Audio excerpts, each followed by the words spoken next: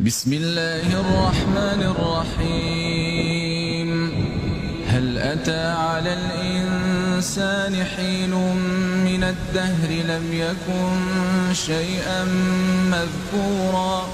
إنا خلقنا الإنسان من نطفة أمشاج نبتليه فجعلناه سميعا بصيرا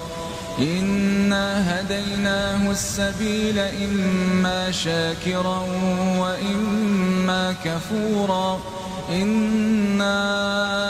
أعتدنا للكافرين سلاسل وأغلالا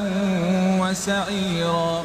إن الأبرار يشربون من كأس كان مزاجها كافورا عينا يشرب بها عباد الله يفجرونها تفجيرا يوفون بالنذر ويخافون يوما كان شره مستطيرا ويطعمون الطعام على حبه مسكينا ويتيما وأسيرا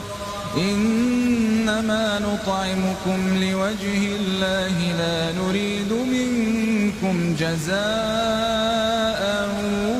ولا شكورا إنا نخاف من ربنا يوما عبوسا قمطريرا فوقاهم الله شر ذلك اليوم ولقاهم نضرة وسرورا وجزاهم بما صبروا جنة وحريرا متكئين فيها على الأرائك لا يرون فيها شمسا ولا زمهريرا ودانية عليهم ظلالها وذللت قطوفها تذليلا ويطاف عليهم بآنية من فضة وأكواب كانت قوارير من فضة قدروها تقديرا ويسقون فيها كأسا كان مزاجها زنجبيلا عينا فيها تسمى سلسبيلا ويطوف عليهم ولدان مخلدون إذا رأيتهم حسبتهم لؤلؤا منثورا وإذا رأيت ثم رأيت نعيما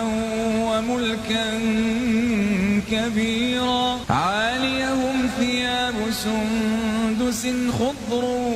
واستبرق وحلوا أساور من فضة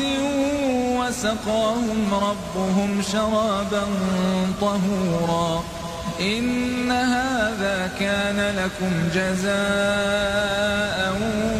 وكان سعيكم مشكورا إنا نحن نزلنا عليك القرآن تنزيلا فاصبر لحكم ربك ولا تطع منهم آثما أو كفورا واذكر اسم ربك بكرة وأصيلا ومن الليل فاسجد له وسبحه ليلا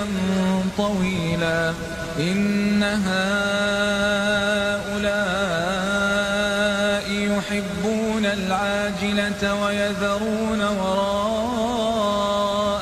يوما ثقيلا نحن خلقناهم وشددنا أسرهم وإذا شئنا بدلنا